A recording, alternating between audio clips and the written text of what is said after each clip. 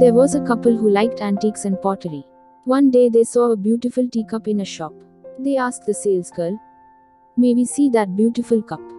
As the lady handed it to them, suddenly the teacup spoke. "I haven't always been a teacup. There was a time when I was red clay.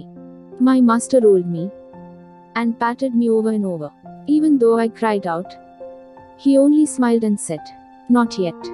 Then I was placed on a spinning wheel and spun around and around. 'Stop it. I'm getting dizzy,' I screamed. But the master only nodded and said, 'Not yet.' Then he put me in the oven. I never felt such heat.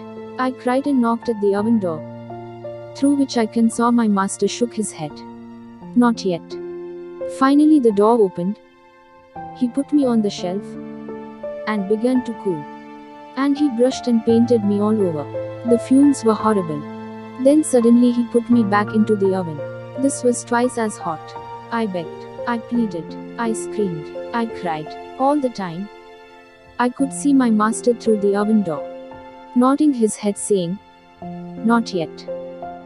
But the door opened, and he took me out and placed me on the shelf. 1 hour later he handed me a mirror, and I couldn't believe it was me. 'It's beautiful me.' Then at last he said, 'I know it hurts to be rolled and patted, but if I had left you alone, you never would have hardened and survived for very long. You would not have had any color in your life. Now you are a finished product. You are now what I wish you to be in my mind.